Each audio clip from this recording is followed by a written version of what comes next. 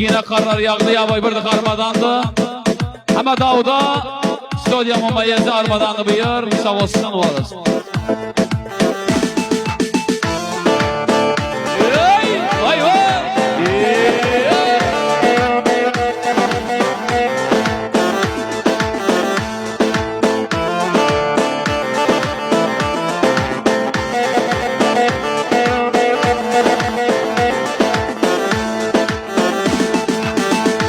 Karlar yağdım gölün dalına.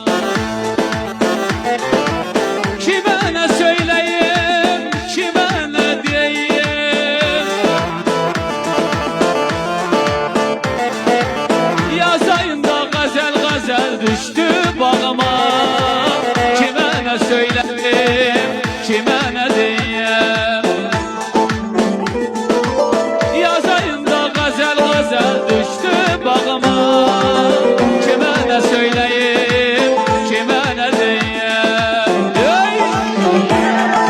Vay vay! Ahlesi çavuş yaşasın.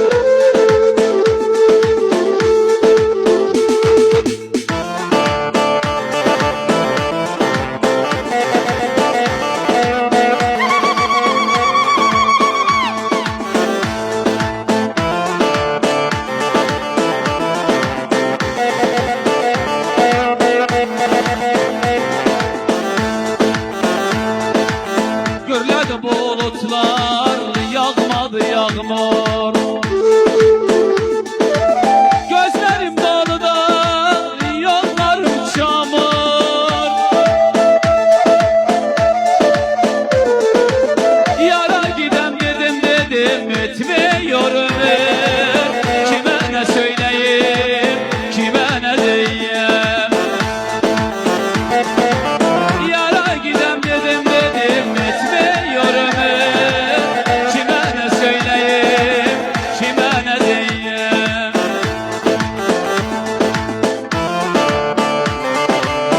Sen yaşamaya lan Abi Saccat'tan Esef Çavuş'a Daha İsmail'e sağ olsun orada diye.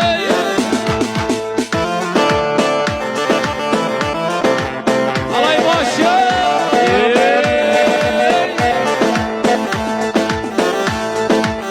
İpek Mehmet yandım aşk anlarına.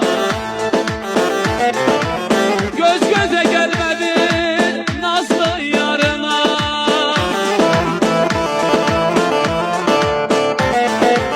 Bunca ömrüm kaldı nazlı yarına. Kime ne söyleyeyim, kime ne diyeyim? Bunca hasret kaldı nazlı yarına.